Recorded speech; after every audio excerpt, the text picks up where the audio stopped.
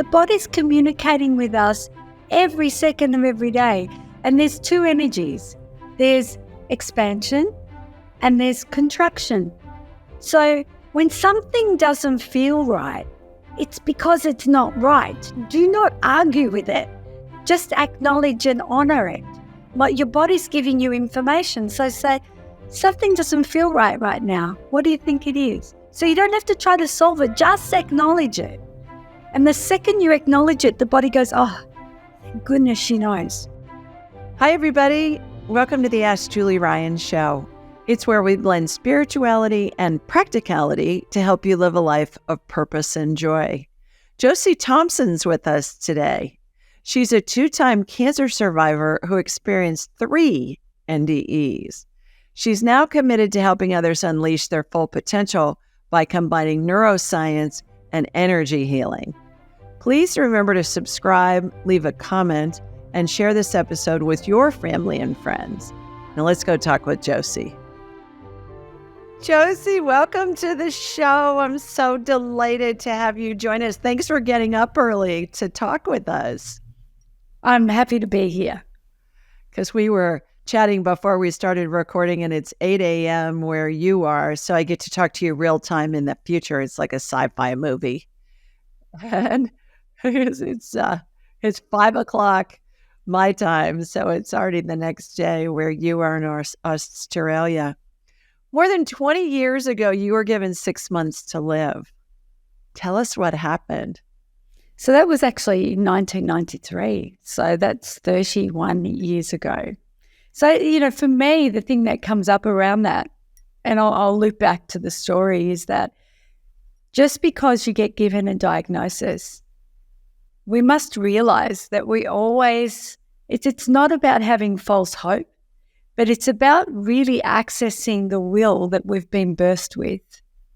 And I believe, given all the experiences that I've gone through, and I'll share those with you today, that they have been initiations and invitations for me to connect with that thing that we all have within us that only becomes more apparent when we have to dig for it, when we have to go within and we have to dig deep and we realize who we really are beyond this physical form, right? And I don't know that we can actually have those initiations without, having significant challenges and adversities that awaken our awareness to that.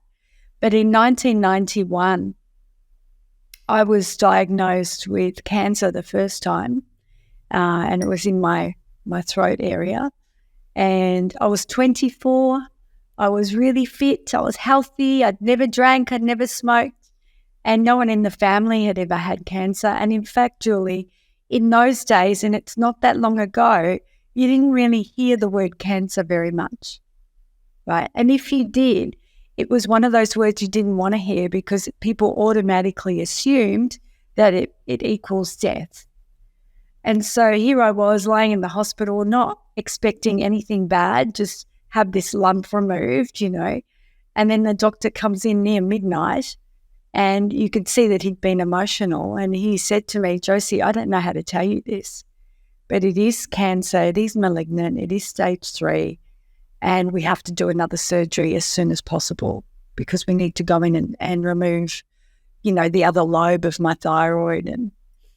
And I remember when he said the words, it was like I was having an out-of-body experience.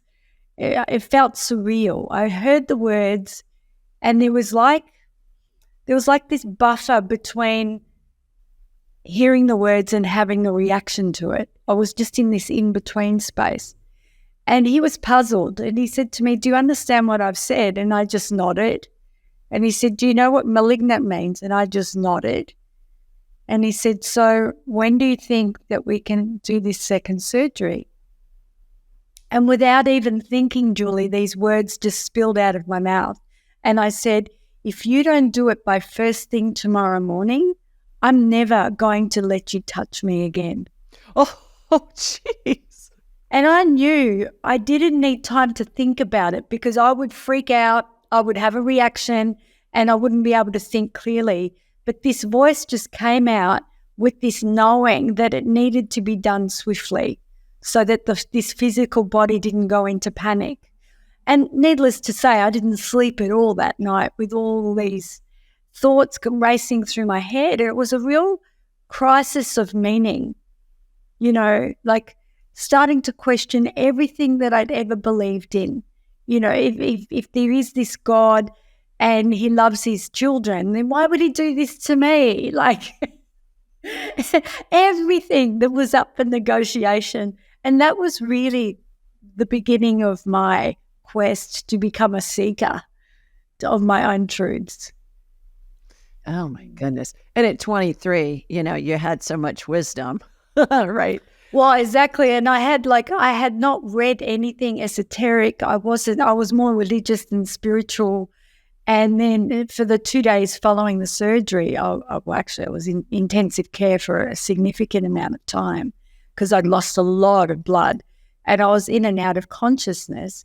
But I had 2 near-death experiences while I was in intensive care where I literally flatlined, and an aspect of my awareness was floating up at the ceiling level, looking down at my physical form.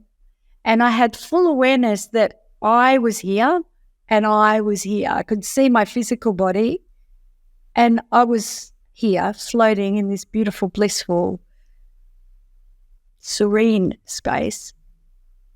And I could see the equipment with the flat line on it, and I could see the nurses racing in trying to awaken my physical form. And I'd never heard of a near-death experience. I didn't know anything about any of that. And then while I was there floating, looking at my body, this big, booming male voice came in and said, "It's not your time yet." And so I was back into my physical form. And then the exact same thing happened the next day. And I heard the voice again.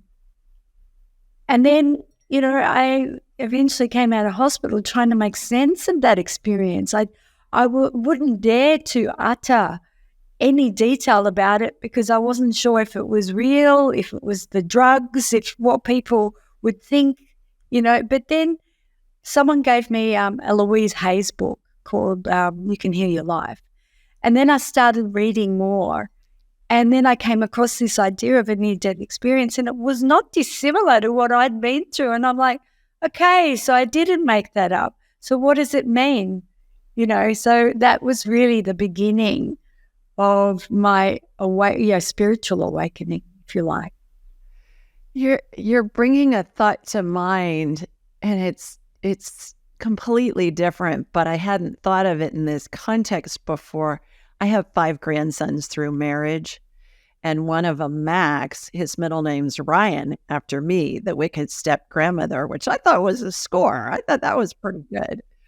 When he was 2, he choked on a chicken nugget and turned blue, turned purple, wasn't breathing. The paramedics were there. Where was it? I was here in Birmingham. My husband was out of town, and my son-in-law called my husband. He called me, and I, of course, scanned Max Ryan. I call him Max Ryan. And I said, "Max Ryan, you get back in your body right now." And he did.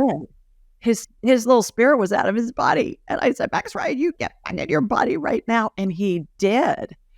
And then I was in the downtown area, so I met them when the ambulance got to the hospital. I just walked in there like I owned the place. I was on the loading dock when they backed him in. And so I was right there when he got to the hospital. But I never thought about that before. You were just saying that voice said, this is not your time. Get back in your body. Yeah. Yeah, well, I mean, I can relate to that. Who do you think the voice was? Oh, I know who the voice was. And the voice, I'll tell you. Yeah, tell us. Belonged to the angel that was with me from my childhood. That after I would sit down as a child and I would always have an empty chair beside me. And I would not allow anyone to sit in that chair beside me, because I would actually explicitly say, you can't sit here, my angel's sitting here. And then it got to a point where I'd start going to school, and I was catching the tram to school, and I wouldn't let people sit next to me because I'd say, my angel's sitting here. And people would just completely dismiss it, tell me I was stupid. And eventually got to a point where that connection disconnected consciously. And I forgot about connecting with my angel, because it got to a point where it wasn't being honored and acknowledged by those people around me. And I felt shamed, I guess, and I felt wronged and wrong. And then all of a sudden this voice came back. And then in Christmas Eve 2009, I was diagnosed with a lesion on my frontal lobe of my brain. And I was having surgery on the 28th of January 2010. And I had a month to do something. I was freaking out, and I didn't want to tell any of my family because I didn't want to disrupt their celebrations for Christmas and New Year. So that was a really tough time, because they could tell I wasn't quite there. I was preoccupied. But a girlfriend said, you need to go and speak to this spiritual healer in interstate, because she would really be able to help you. And something in me said, yes, you need to go and speak with her. Anyway, I gave her a call, and I said, look, can I have an appointment with you within the next 4 weeks? And she started laughing. And she said, oh, love, I'm booked out for 2 years. I don't think that's going to happen. And she's looking at her books, and she said, oh, hang on, I've just had a cancellation for the 26th of January, which was 2 days. Now, I didn't tell her anything about my situation. So I took that. It was a 5-hour appointment, and it was a 2-hour flight. So I got down there, and I've never been with someone who trans-channels. And so what that means is that she does this thing with her neck, and then all of a sudden her physical body changes form and different voices come out of her mouth. And I was very skeptical. I'd never been to anyone like this. I'm like, yeah, okay, whatever, I'll listen. And she did this thing with her head, and the first voice that came out of her mouth, I recognized immediately it was that voice. And the voice said, in 2 days' time, you'll be given a choice, but you must decide. And I said, I don't know what you mean. And this voice went on to explain, in 2 days' time, you can decide whether you wish to return home to my choir where you belong, your home, or you start to do your work in earnest. And I'm like, okay. And then I said, and he said other things, and I said, who are you? And then there was this pause, and then the words, he said, I am Archangel Gabriel. Wow. I have goosebumps on that, girl. My whole body just went, yeah. Even me actually saying that to you, all the hair on my body standing up. And the second those words were uttered, I just felt enveloped in these great big wings of unconditional love. And I was just sobbing, just with tenderness, because I could feel the love coming towards me.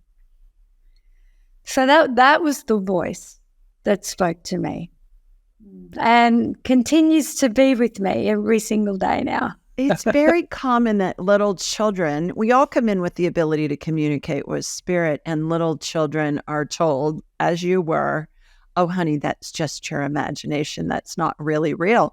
And or by friends saying, oh, you're just weird. There's nobody sitting there. But could you see him? Could you see the angel when you were little? No, I could just sense him. I sense him, and I just know. And since, that awareness becoming more conscious for me, that connection's becoming stronger and stronger. And I had another experience earlier this year, just a month ago actually, and making his presence even more visceral and more real for me. How so? You can't just give us that tease and then leave us hanging. I know. Well, so in January this year, I had this reoccurring dream of a cave. And I had it 4 nights in a row. And on the 4th evening, I woke up and I said, where is this cave? And I got the answer immediately. And it said in Delphi, in Greece. And I got online and I went, right, I'm going to Greece to find this cave. So I went to Greece and I started asking some of the tour guides if they could tell me where this cave is. And they said, no, there is no cave. There is no cave in Delphi. No, there's no cave. And I'm like, yes, there is. And then they're like, no, there's not. And then they were like, how do you know? And I said, because I dreamt it. And of course, they thought I was loony. But I just had this knowing. It was calling me. And for the first time, Julie, I did not get into analytics about it. Like, what is it for? What am I being called for? I just went, I'm being called, I'm going. And it's the first time in my life that I have the circumstances of not having children to look after or anyone else to attend to, that I could actually do this for me. So I did. I went on a plane and went to Delphi and started asking people, where's this cave? And I was directed to different caves. And I'm like, no, that's not it. And then I found this elderly woman. And I said, do you know where this cave in Delphi is? And she looked at me and she said, why do you want to know? And I said, and I told her about my dreams. And she got up and she opened a drawer and she showed me this hand-drawn map, which I have somewhere. And she said, this one? And as soon as I saw the name of it, I went, yeah, that's it. That's the one. That's the one. I said, how do I get there? And she said, and she started doing this on the map. It was an old goat track to get up there. It was an 18 or 17 kilometre trek up the mountain. So Delphi's about 600 metres above sea level. The cave was about 1,300. So it was quite a hike. And I said, okay, so how do I get to the track? And she told me. So that afternoon I thought, well, I'll find the beginning of the trek and I'll see how difficult it is. So I found it and it was really hard. I was falling and slipping and I'm like, okay, I need some help. So I went and found the woman again and I said, is there a way to get a bit closer? And she said, look, if you're able to find a driver that's able to take you up and around and stop at this point, you'll be able to walk about 3 kilometres. And I thought, well, I can do that. And I found a driver that could speak a little bit of English who was prepared to drive me up there and leave me for 6 hours and then come back and pick me up. So all of it was a real, I needed to have trust and faith that everything was going to be fine. So he drove me up. I ventured up. I saw the cave. The second I saw it, Julie, I recognized it immediately. I walked into the cave and it was magnificent. It was huge. And I just kept saying, I'm here. I'm here. And the resonance, the echo in there was extraordinary. And it was like I could feel the heartbeat of the cave. It was expanding and contracting around me, and it was just viscerally incredible. So then I was directed to go to the far, one of the corners of the cave right at the back, and it was very damp and slippery and, very uneven. But I got there and then I sat down and I was in complete darkness. I couldn't see the light coming in from the cave way down the front. And then all of a sudden I started seeing these colours in the darkness that I had never seen with my eyes before. I'd never seen colours like even talking to you, my whole body's starting to shake. I hadn't seen colours like that in my life. And I closed my eyes and opened it and I could still see the colours that were everywhere. And then I started meditating and I started chanting, just listening to the sounds coming back. And then I said to the cave, I brought you a gift, and I had brought some crystals with me and I was going to leave one with the cave. And all I heard was, I want the green heart. And I was like, that's my meditation crystal. Like, no, I'm not giving you that green heart, because it was a big green opal heart that I would use for meditating. And I said, no, that's mine. And then I heard again, I want the green heart. And I went, but that's my meditation crystal. I don't want to give you that. Then I heard it again, I want the green heart. I took it out of the bag and I held it in my hands, and I could feel my attachment to it. And I thought, for goodness sakes, Josie, you've come halfway across the world to find this cave. And if the cave wants this heart, give it to the cave. And I was like, fine, you can have the heart.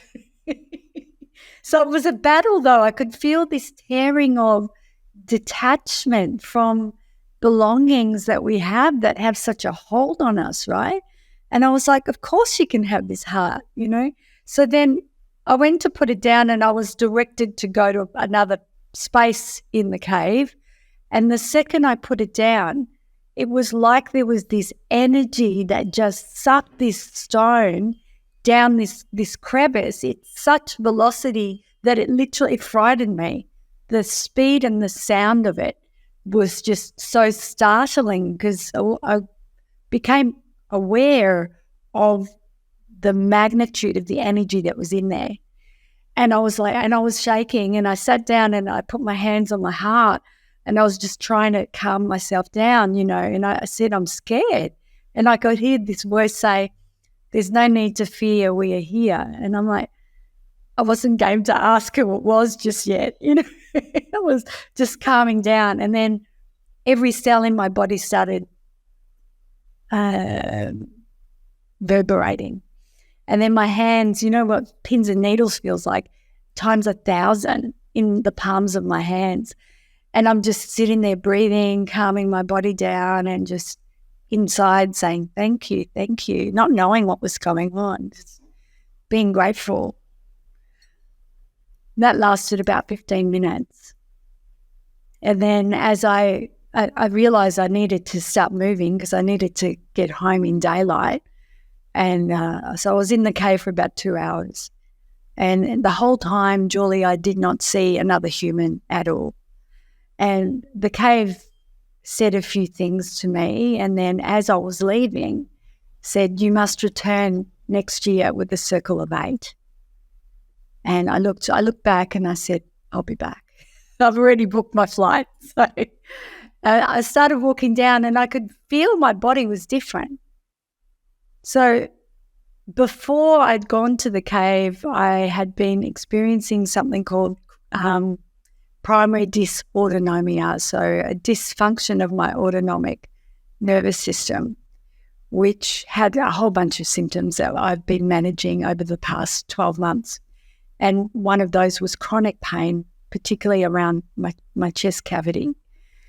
And I was walking down this hill, and I'm like, and I was talking on my phone, you know, videoing and trying to make sense of what occurred. And I'm like, I'm feeling different.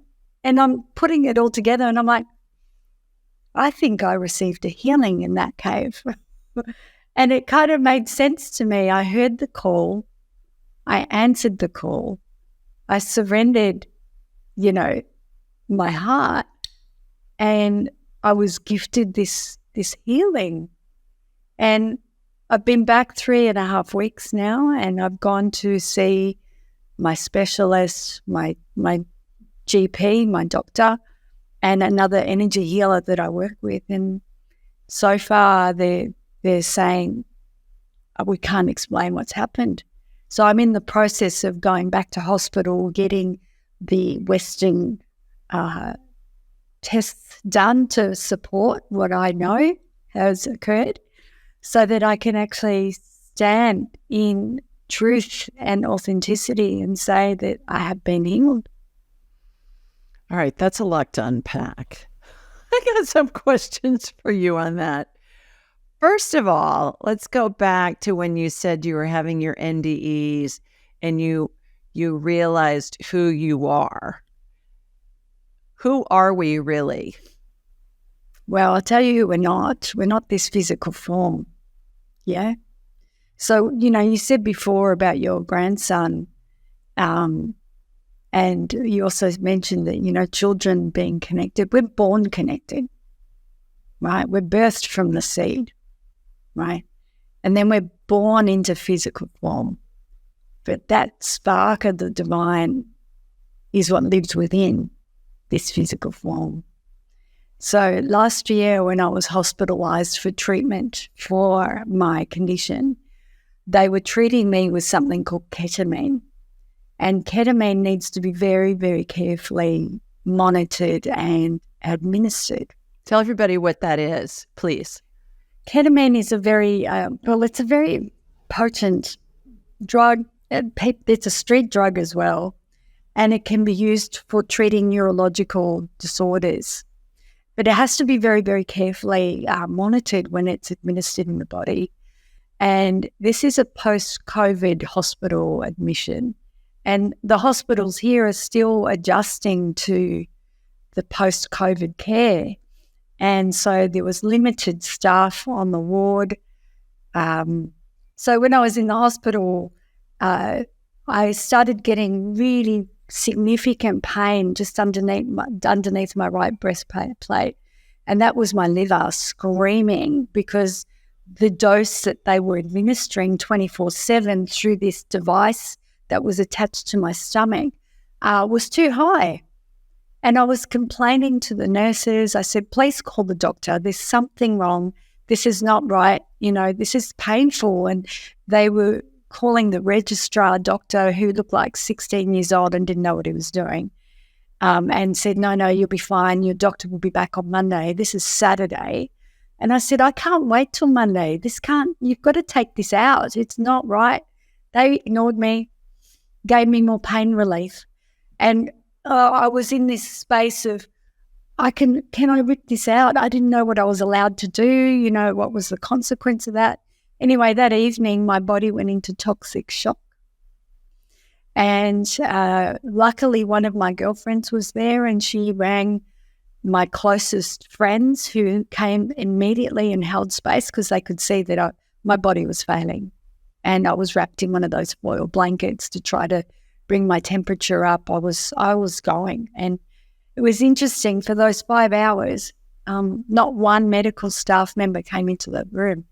Wow. It was horrific. Anyway, this body went into toxic shock and I lost consciousness. And whilst in that state, I was aware and could see this beautiful golden grid rising up out of my physical form. And then I saw this white torus field light coming into the room to collect this grid. And I was like, hang on a minute, am I dying?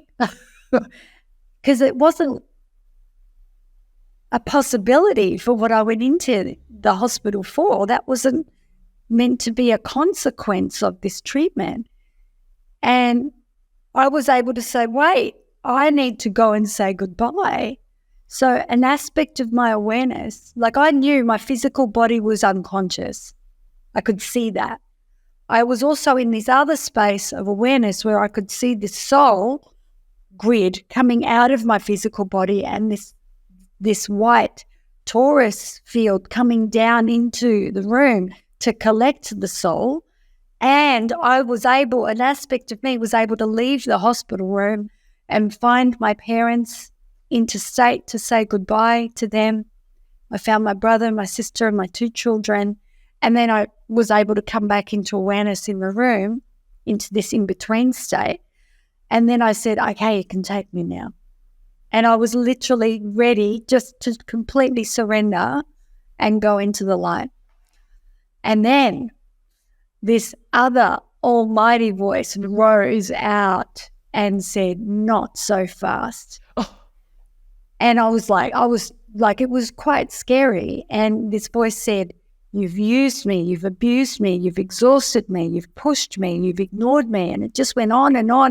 And I could feel myself like crying.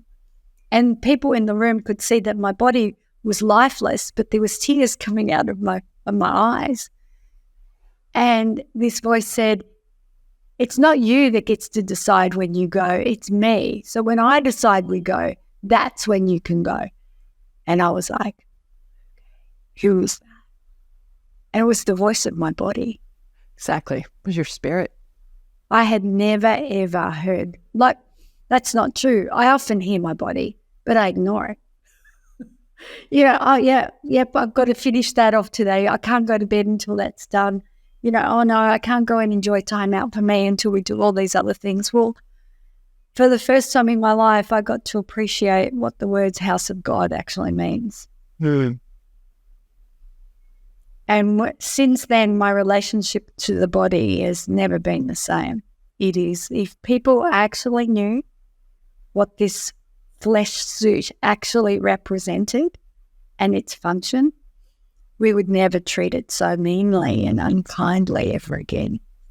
So give us the cliff notes on what it means and what's its function. So it's our vehicle to transport and express our soul in this life. So we're given one vehicle to be the expression of all the gifts that we've been birthed with, to be able to discover what they are. Without the body, we can't have the experiences that the soul needs to remember who we really are. So we have to look after this body to enable us to have that remembering, those moments of synchronicity and deja vu, where we go, hang on a minute. Wow. Why does this light me up? Why does this contract me? What does that mean? And then we start asking bigger questions like, who are we? Are we this body? Actually, no, the body's the vehicle. There's something magnificent within us that's realizing itself while we have all these experiences and we start to awaken in consciousness. Okay, so let's go back a step or two. Why do you think you've had all of these dramatic health issues in your, especially young life? When you look back at it now, is there a path that you can recognize where you were being led to get to a certain understanding, if you will? And because these are serious things. And back to the sepsis, when you were wrapped in the foil blanket and all of that, that's the number one killer of people around the world. Most people don't think that that's the case, but it is, especially here in America. It is by far the number one reason why people die, and it's usually in a hospital. Yes. So, in April this year, I had my first ayahuasca experience. So ayahuasca, for those people who don't know, is a root medicine, comes from the Amazon. It's highly hallucinogenic, and it's known to connect us with the quantum field. And some people will journey to past lives. Some people will journey to their cosmic home. Some people will get visions, predictive visions, all sorts of things.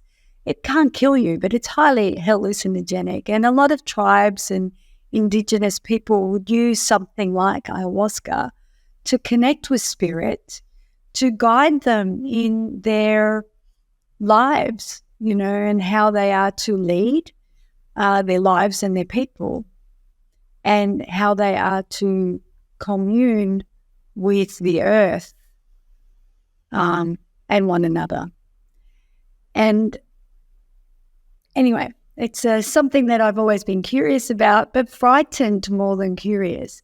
And then at the beginning of this year, around the same time that I was dreaming about the cave, this idea of ayahuasca kept coming into my mind. And I'm like, why am I even thinking about it? Everyone I'd asked about it said, no, don't do it. It's really bad for you. It's going to ruin your auric field. And by the way, these people were people that had never done it, right? And then one day I was having my routine lymphatic drainage massage, and the lady that was doing it said, I'm putting together a sacred women's circle to do an ayahuasca ceremony, but it's only going to be for women. And I went, oh, that sounds beautiful. And she said, yeah, but one of the ladies has dropped out, and so I'm going to find someone else. And I'm thinking, this is the opportunity. And I said, well, I'd be happy to do it. And she said, really? And I said, yeah, I'd really love to do it. So again, it was synchronicity, and it was so seamless. It just came about. It was a 2-evening ceremony. The first evening was, I will say, the word brutal, because it really was brutal. How so? Well, when you drink the medicine, the body has a reaction to it. What does it taste like? Yuck. Really yuck. The worst medicine you can imagine. Oh, it's very, very minerally. Do you have to drink like a certain amount based on your height and weight and size and all that, or does everybody get the same amount? So the medicine men will administer the exact same amount for everybody in circle. This particular shaman that we went to is very spiritual and gets guidance from his spirit helpers, who lets him know what amount people should be administered. So he doesn't do a one-size-fits-all. And when he came to me with my little cup, he said, Josie, I've been told to give you a quarter of the usual dose because you're highly sensitive and you will not need a full dose to go where you need to go. And in one mind, I'm thinking, I feel ripped off. And the other side of me said, good, because I don't want it to be too crazy, So anyway, it was beautiful. There was this amazing tribal music on. It was done under a big white open tent under the stars. It was just gorgeous. And there was 4 women. We're all dressed in white. It was highly, there was a lot of ceremony involved, candles, incense, everything, drums. And we all drank it. So we all set an intention. We all had our own unique intention. And mine was to remember. That's all I said. I just want to remember. And so I took my medicine, and then the body just started having felt like convulsions, like a lot of movement, physical movement in my body. And, some people get violently ill, will vomit, and there's beautiful little buckets beside you for that. I didn't vomit at all, but my body had a real reaction. But I sat upright for 6 hours, allowing this energy to just move through me, and I was seeing every psychedelic color and pattern in my awareness. And then I was given visuals. And one of the visuals I was given was sitting around looked like a big round stone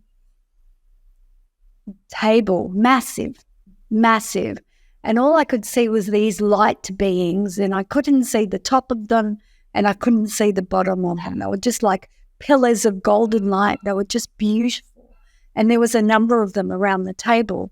And I was at the table. I couldn't see myself, but I was just looking at every one of them. And they were saying, so in this next life incarnation, would you like to learn about this?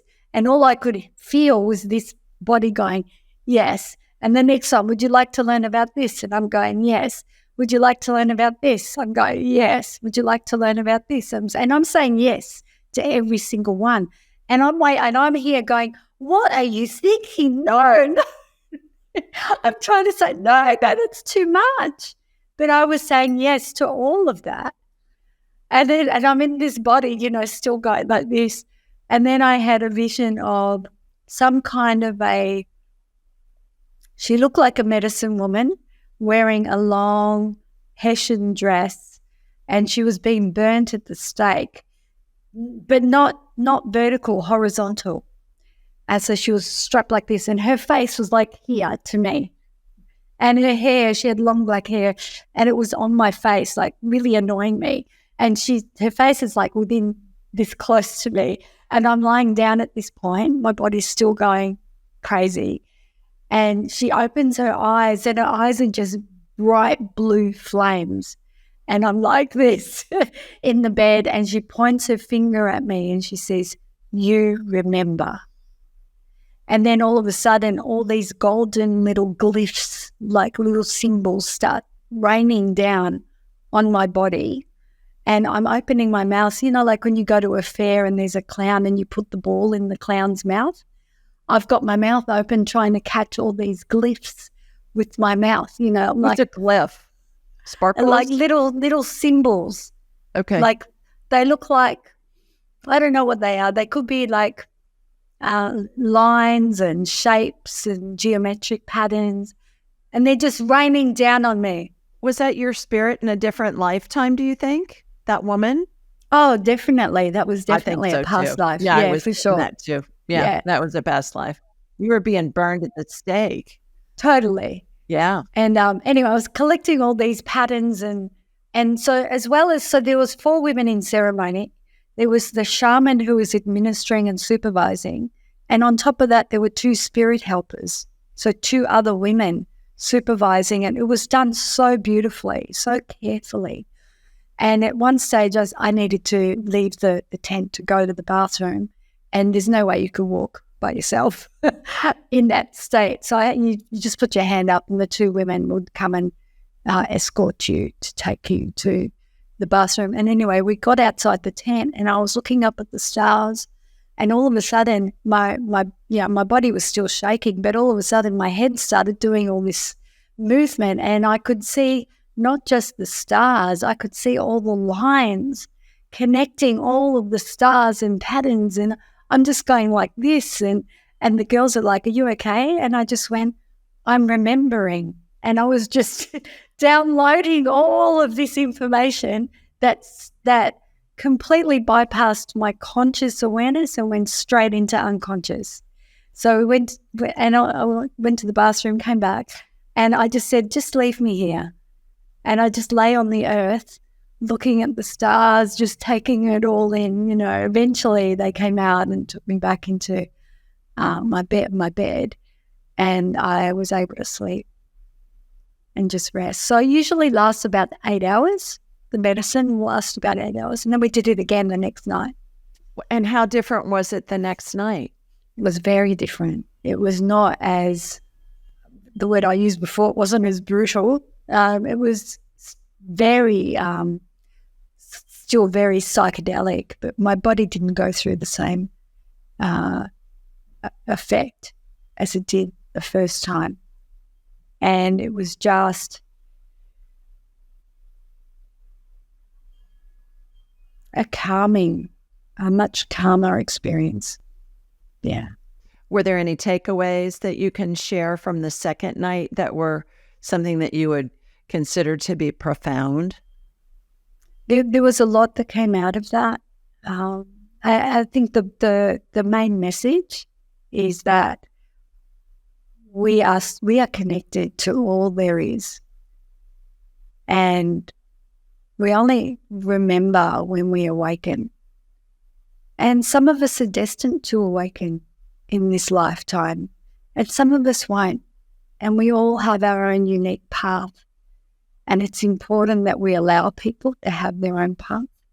But it's also important for those of us that have been chosen to have these experiences to actually bring to light what we know. And so it's no accident that I went and studied neuroscience and did my master's in neuroscience. It's no accident that I've been able to defy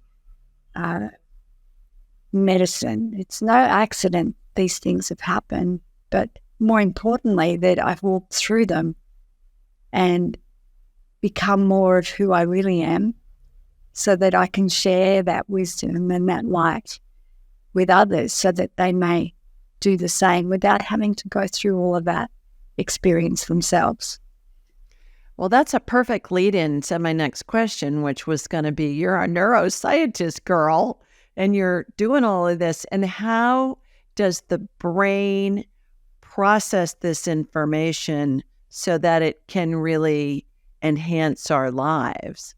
How does the brain process the spiritual? Because we tend to go to analytical, you especially being a scientist, you're going to go to analytical, but you obviously have been able to bridge both the analytical and the esoteric or the spiritual and merge them into one. I've done the same thing.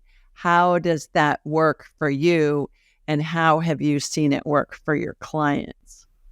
So I started my working career in finance. So I've always been analytical. So give me a sheet of numbers and I'm like a pig in mud. I love it.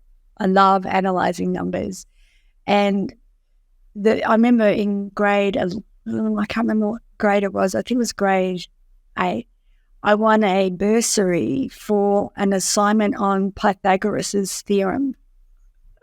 I was a nerd and I loved it. For some reason, I just loved the theorem and I loved triangles and pyramids, hence my incredible connection I have with Egypt. I'm going back there in October for the 3rd time.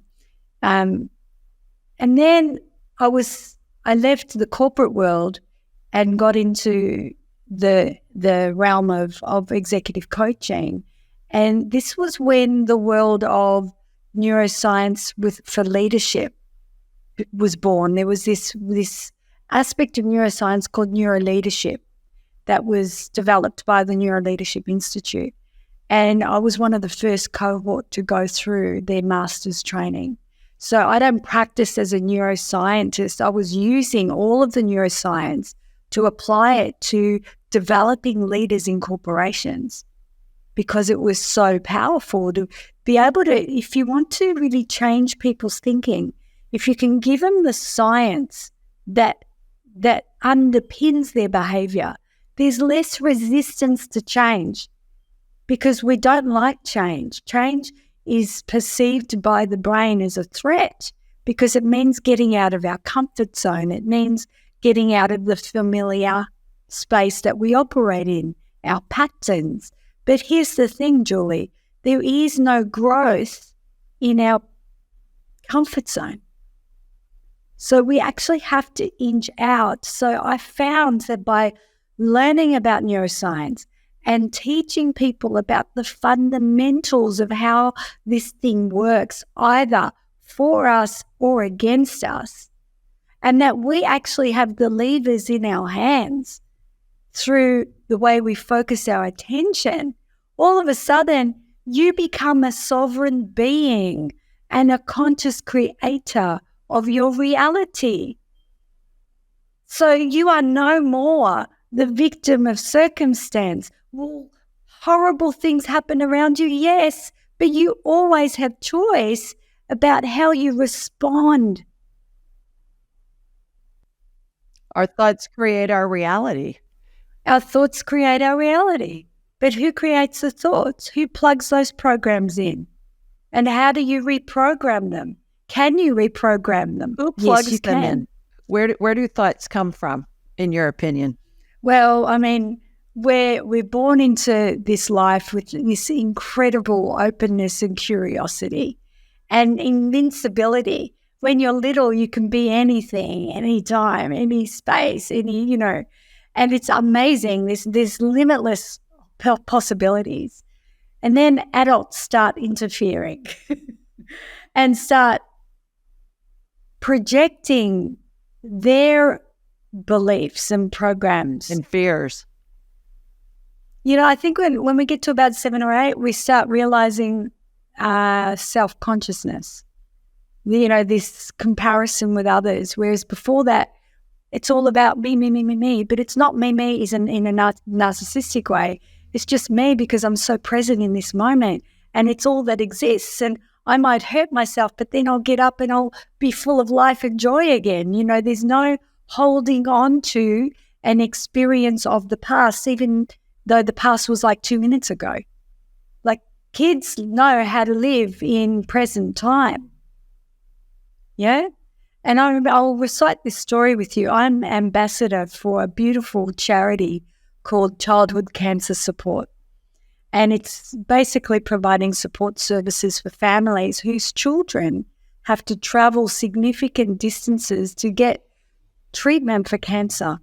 And I have a real affinity for children, and I have a real affinity for elderly people, like the beginning of life and the end stage of life. They're just such precious stages of life. And there was one child I met, and he was diagnosed with cancer in his foot, and the doctors didn't know how much of the leg would need to be amputated. Anyway, he and his mother went into the hospital and they amputated just above the knee. So his whole knee down was taken off.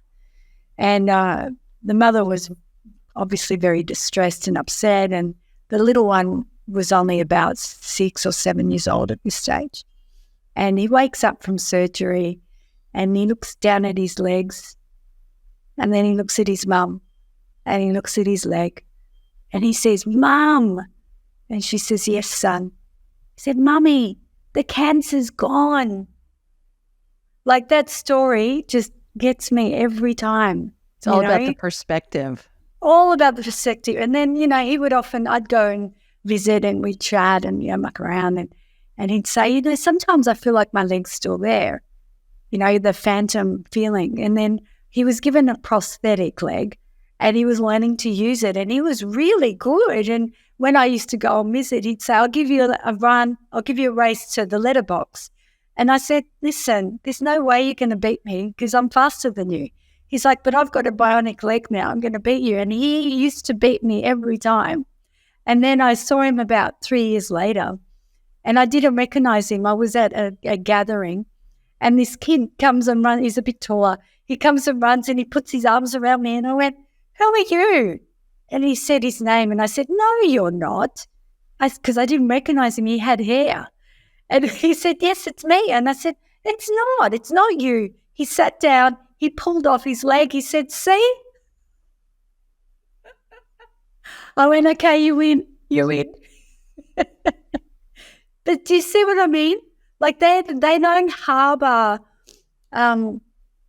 regret and resentment and blame and anger and live in the past with that. They get on with it. And we can learn so much from these beautiful, innocent children about how to live life in present time. And you know what, Julie? There is one aspect of us that lives life in present time, and it's the body. The body is the only aspect of us that is always present here and now. The mind is there, everywhere, but the body is always present and giving us feedback if we would only pay attention. And how do we pay more attention to what the body's telling us? How do we pay closer attention? It's very, very easy. It's very easy. So, the spidey senses you get sometimes, the intuition, the visceral information, that's information. The body's communicating with us every second of every day. And there's two energies. There's expansion and there's contraction. So when something doesn't feel right, it's because it's not right. Do not argue with it.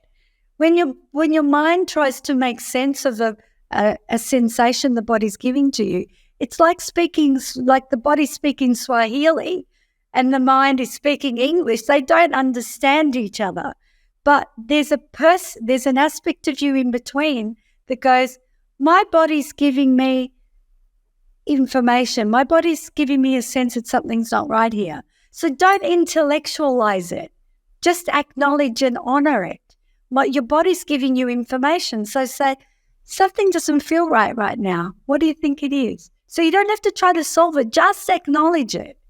And the second you acknowledge it, the body goes, oh, thank goodness she knows. Thank goodness she's tuning in. I'm trying to let her know this isn't right. I'm trying to let her know that person's lying. I'm trying to let her know that this is not a good idea. But then the rational brain goes, but why wouldn't I? It's a great opportunity. But notice I'm frowning. My body's saying, no, no, no, no, no. But I'm trying to intellectualize my way through, and I'm going to learn the hard way, aren't I? Well, and that's what most of us do, because that's what we've been taught to do. Bypass that internal GPS known as emotion and just think of it from a rational mind. And that's where oftentimes we get ourselves in trouble, because we're not following that gut feeling. Oh, look, for that. I mean, I was dating a man who I thought was just amazing. I met him under the impression and belief that this was a very spiritual person who walked the path, was very conscious, and was good living ethics and all of this. And he lived interstate, and we had a distance relationship for a period of time. And there would often be reasons why he couldn't speak to me on every evening before, going to bed or whatever, because he was preparing for work the next day. And I had no reason to distrust him.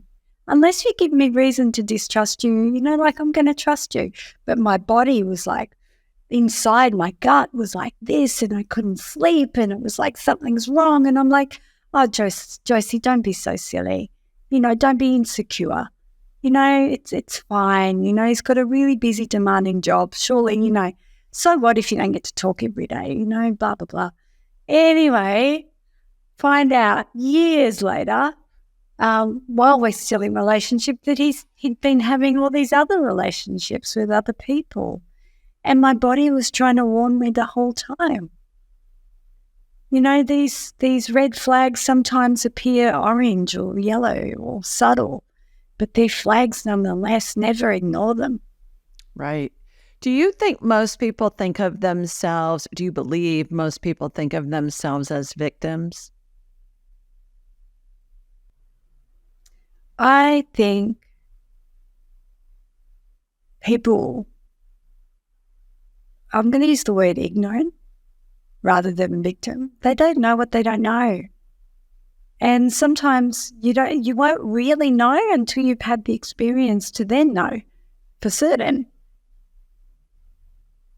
Right? So there are two paths that when any experience occurs, you can either look at the experiences happening to you, therefore you take the path of victim, or you can look at that experience as happening for you, therefore you take the path of, I'll say, student. What can I learn from this? Well, how can I grow from this?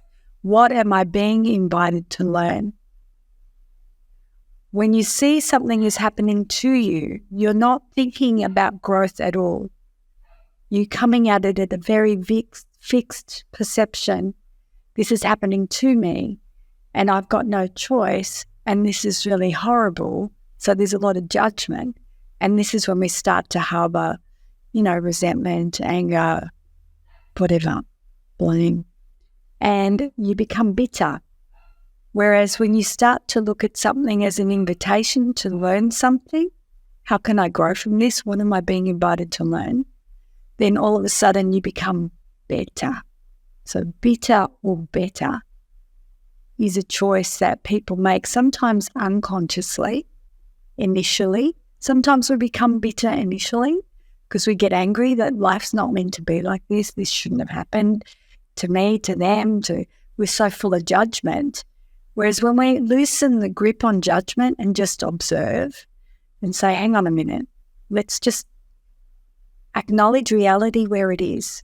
Did this happen? Yes, it did. Do I have to like it? No, I don't. So what am I being invited to learn here?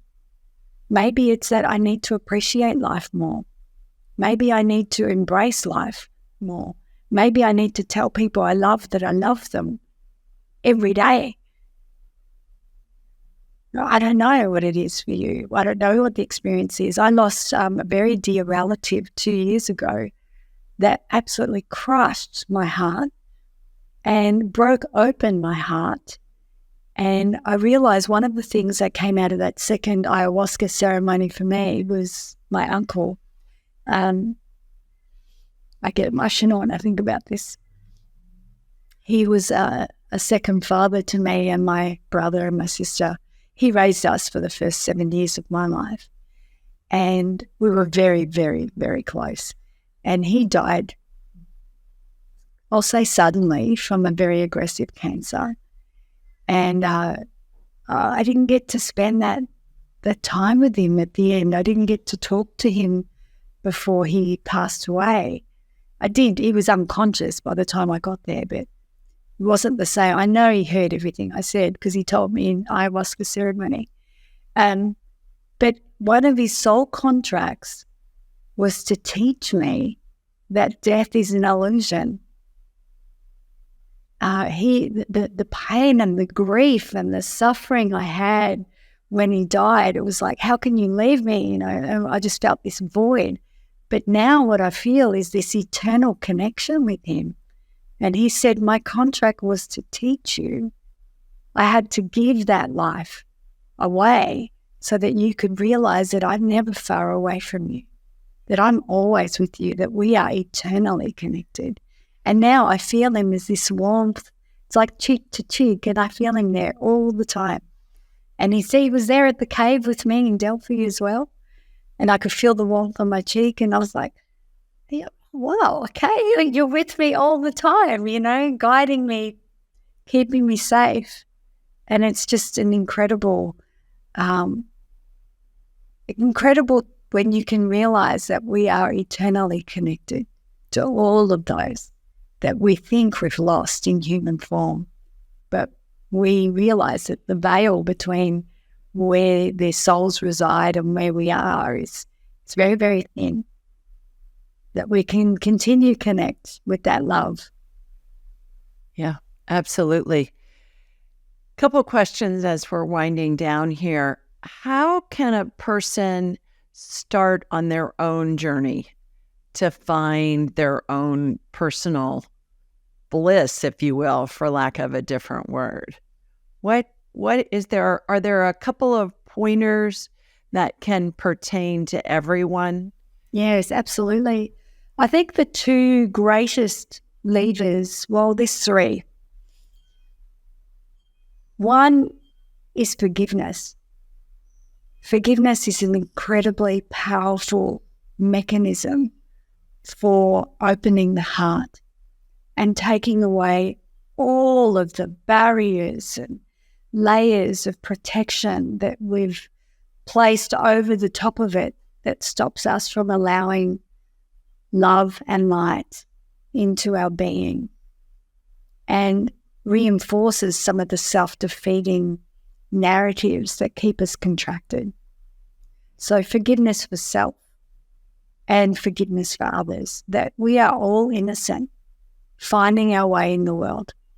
Are we going to make mistakes? Yeah, we will. But we need to learn and we need to grow and we need to become better versions of ourselves, not bitter. So I would say forgiveness is number one. The second one I would say is gratitude, is to find things to be grateful for, even simple things like this breath, this moment, having a roof over my head, having clean water that I can drink, being able to see, being able to hear, being able to have an able body, whatever it is, just doesn't matter how big or small, just starting to amplify gratitude. The more grateful you are, the happier you are. And then the third lever, I would say, is as much as possible to practice being in present time, just observing and being here now, fully here in this moment, and allowing everything to be the way it is without judgment, without criticism. You don't have to like it, just observe it, just experience it, have the experience. You can't control everything. That's the ego giving you an illusion, and that creates a lot of battle. So that's what this soul's designed to have, is all the experiences to help you remember who you really are. Beautifully said again. Why do we incarnate? I believe there are levels of ascension of the soul. So some souls, if for lack of a better word, are kind of young souls starting out on their evolutionary journey. And then there are those that are wiser and older and have done their rounds a few times. And they come in for different lessons. You know, it's kind of like having a matrix with all these little colors on it. And the idea is to fill the whole matrix so that you say, yeah, I've done that, had that, done that, I've learned that. And you come back each time to complete that matrix. And when I actually saw my soul grid coming out of my body, I could see lines on this grid. I didn't know what it was. I didn't know at all. Like I've seen a birth chart with lines on it, but I've always seen it done in a round shape.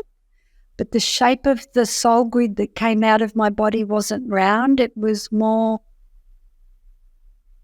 square or rectangle.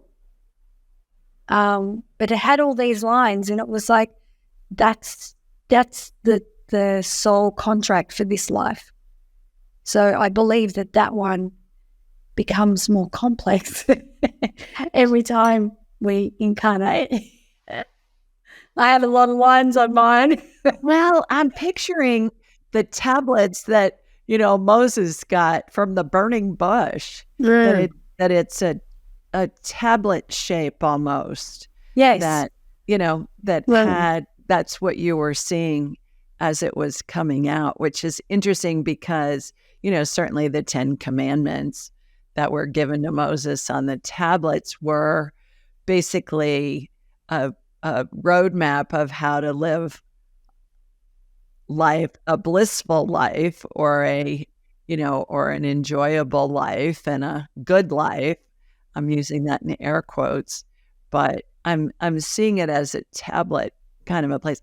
I think that you could be starring in a movie like National Treasure or one of those kind of Indiana Jones or one of those, when you're in caves, you're going to Egypt. Interestingly enough, those pyramids that you're so fascinated with and the triangular shaped items, that there are pyramids all over the world. And I find that fascinating. And those are energy generators. Yes. And oftentimes they have water running through the bottom of them, and people can go in and spend an hour or so and they come out and they're healed from whatever their malady is that's causing them grief in their lives. So I'm not surprised that you're on your next Indiana Jones mission to go back to Egypt to find things. Why do you think that stuff is there more so in those areas, in those ancient cultures? The Greeks have it, and every culture has it, all the indigenous people, but it's sometimes just portrayed in a different way. But it's all the same thing, and I think that's what you touched on when you were having your ayahuasca adventure. The indigenous people are the keepers of the stories, and we learn a lot through storytelling. And they hold a lot of the ancient wisdom in their stories. And if you think about the horrible things that were done to the indigenous people, I'm going to say because they know a lot more than we know, than we're being allowed to connect with. And if we actually spend time with the cultures, we'll soon realize that a lot of the dis-ease that we experience isn't actually physical, it's spiritual. Yes. There's always a spiritual component. That's been my experience in working with thousands of clients and thousands of people over the years who've called into my show, and there's always an emotional component that's in place before any kind of physical manifestation. Well, the one thing I did learn in studying neuroscience was that our mental and emotional experience over time will become physical. So my whole thesis was around how I called it the empower model, was like how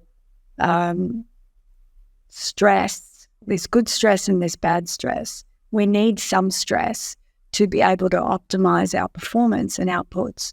But when stress reaches a tipping point and no longer is perceived as motivating, it becomes overwhelming.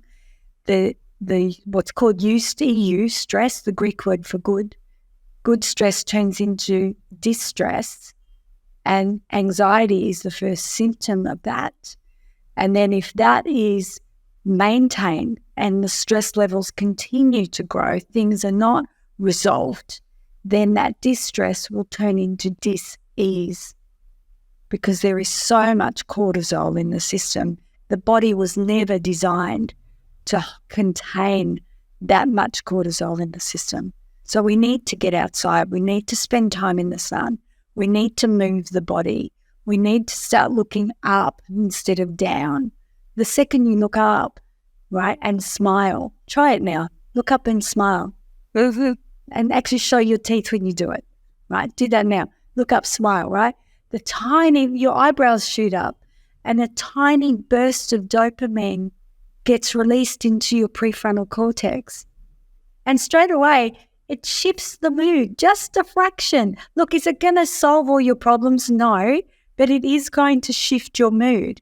And sometimes that's all you need to get out of a bit of a funk that you might be in, right? Just look up, start to smile, and you start to feel a little bit of expansion and your mood starts to shift. And hopefully you have a better day. Yeah, I love that. How can people learn more about you and your work? Oh, my website, josiethompson.com. I'm on LinkedIn, I'm on Facebook, and I'm in the process of writing, I think it's about 4 books at the moment. Oh my gosh. Yeah. All at the same time. Wow. Yeah. Well, thank you for taking the time to join us and share some of your adventures with us. I'm sure that there are many more. And when we have the opportunity to read your books, we'll learn about those, I would imagine. So thanks for taking the time. Everybody, that's it for today. Sending you lots of love from Sweet Home, Alabama. Mwah! And from Australia, too. We'll see you next time. Bye now.